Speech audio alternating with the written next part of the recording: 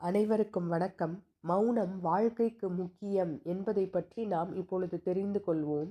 சீன தத்துவஞானி கன்பூஷியஸ், நாக்கு கொடிய மிருகம், அதை கட்டவிழ்த்து விட்டால் கட்டுவது கடினம் என்கிறார். அது 100% உண்மை. பேசின வாயும் கிழிந்த கந்தையும் நிற்காது. ஆகவே நாம் தேவையான இடத்தில் மட்டும் பேச வேண்டும். மற்ற இடத்தில் மௌனம் காப்பது மிகவும் நல்லது. இல்லறத்தில் இருப்பவர்களுக்கு மௌனம் மிகவும் தேவை. அந்த இல்லறத்திற்கு அதுவே அர்த்தமாகும். யாரையும் தண்டிக்கவோ கண்டிக்கவோ நாம் பிறக்கவில்லை. அன்பு காட்டத்தான் பிறந்தோம். பார்வை ஒன்றே போதும். நம்மை புரிந்து கொண்டவர்களுக்கு வார்த்தை மட்டும் பதிலல்ல, மௌனம் கூட பதிலாகுமாம். சிந்தையை அடக்கியே சும்மா இருத்தல் சுகமன்று காண் என்றார் தாயுமானவர்.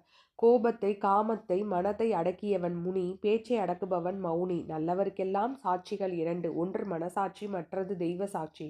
மனசாட்சி என்ற அந்தராத்மா மெதுவாக குரல் கொடுக்கும். பேசாமல் அதன் குரலை கேட்பது அறிவுடைமை என்றார் காந்தியடிகள். அதை அடக்கும் வகையில் நாம் கத்திக் கொண்டிருந்தால் மனசாட்சியின் குரல் கேட்காது. நாக்குக்கு விலங்கு போடு, இல்லையேல் அது உனக்கு விலங்கு போட்டுவிடும் என்றார். ஒரு கோவிலுக்கு புதிதாக ஒரு அறங்காவலர் நியமனம் பெற்றார். கோவில் கணக்குகளை பார்த்தபோது தூண் ஓரத்தில் சும்மா இருக்கும் சாமிக்கு ஒரு பட்டை சோறு என்று தினம் கணக்கில் வந்தது. உடனே வேலை செய்யாமல் சும்மா இருக்கிறவருக்கு ஏன் பட்டை சோறு, நிறுத்து என்று உத்தரவிட்டார். அவரது மனைவி, சும்மா இருப்பது சுலபம் இல்லை என்றாள். நான் ஒரு நாள் இல்லை, பல நாள் சும்மா இருந்து காட்டுவேன் என்றார் அறங்காவலர். மறுநாள் காலை மௌன விரதத்தை தொடங்கினார் அவர். 10வது நிமிடத்திலேயே அன்றைய நாள் பேப்பர் எங்கே என்று சத்தம் போட்டார். சிரித்தார் மனைவி. விரதம் மீண்டும் தொடங்கியது. அவரது மகன் அவரது சட்டையிலிருந்து பேனாவை எடுத்தான். மீண்டும் விரதம் கெட்டது. சத்தம் போட்டார். தோல்வியை ஒப்புக்கொண்டார். மௌனம், சும்மா இருப்பது சுலபம் இல்லை என்றார்.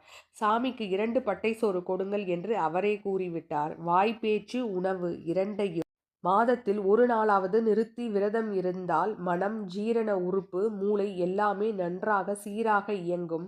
மௌனம் சண்டைகளை தவிர்க்க உதவும். இரு கையையும் தட்டினால்தானே ஓசை வரும். ஒருவரே எத்தனை நேரம் உரத்து பேசிக்கொண்டு இருப்பார், சண்டை போடுவார். அதனால் அடுத்தவர் வாயை திறக்காமல் இருப்பது நல்லது. எறும்பை விட சுறுசுறுப்பாக இருப்பது யார்? ஆனால் எறும்பு சத்தமில்லாமல் வேலை செய்கிறதே. வார்த்தைகளை கொட்டாமல் பார்வையாலே வெளிப்படுத்துவது சிறப்பு, பெருமை, அருமை. நாம் ஒரு முறை பேசும்பொழுது நரம்பு மண்டலமே அதிர்கிறது. நரம்பு, தசைநார்கள், தாடை எல்லாம் அசையும், தளரும். மூச்சுக்குழல், தொண்டை, இதயம் எல்லாமே பேசும்போது வேலை செய்ய வேண்டும். தொண்டைக்கு மட்டும் ஓய்வல்ல, உடல், மனம், மூளை எல்லாவற்றிற்கும் ஓய்வு தரும். மௌனத்தில் மனம் பேசுகிறது, ஞானம் பேசுகிறது, மனசாட்சி பேசுகிறது, தெய்வமும் நம்முடன் பேசுகிறது.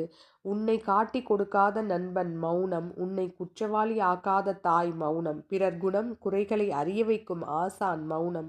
மற்றவர் முன் உன் மதிப்பை உயர்த்தும் தொண்டன் மௌனம். இறைவனிடம் உன்னை நெருங்க வைக்கும் குரு மௌனம். ஞானிகள், மகான்கள், சித்தர்கள் மௌனம், தவம், யோகம் இவற்றால் சித்தி பெற்றனர். நாமும் மௌனத்தை கடைபிடிக்க வேண்டும். வாரத்தில் ஒரு நாளாவது மௌன விரதம் இருக்க வேண்டும். முக்கியமாக சண்டை போடும் நேரத்திலாவது மௌனம் காப்பது நல்லது.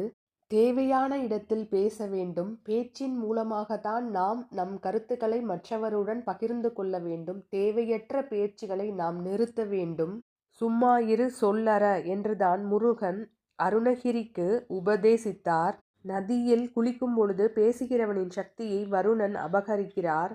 குளிக்கும்போது இறைவனின் நாமத்தை எண்ணியவாறு நாம் குளிக்க வேண்டும். நதியில் குளிக்கையில் மூக்கை பிடித்து கொண்டு முழுகுதல் வேண்டும்.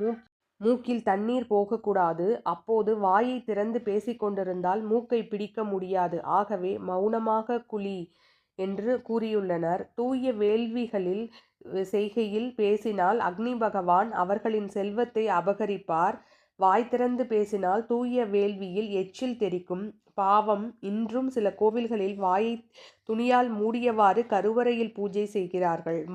மௌனம் தூய்மைக்காகவும் தான். சாப்பிடும்போது பேசுபவன் ஆயுளை யமன் அபகரிப்பான் என்கிறார். பேசிக்கொண்டே சாப்பிட்டால் புரை ஏறும், உயிருக்கே ஆபத்து ஏற்படும். சாப்பிடும்போது மிகவும் நல்லது மௌனமாக இருப்பது. அதுவே ஆரோக்கியமும் ஆகும். ஆகவே நாம் எல்லா நேரத்திலும் மௌனத்தை கடைபிடிப்பது மிகவும் நல்லது. முடிந்தவரை நாமும் முயற்சி செய்வோம். நம் குழந்தைகளுக்கும் சொல்லிக் கொடுக்க வேண்டும்.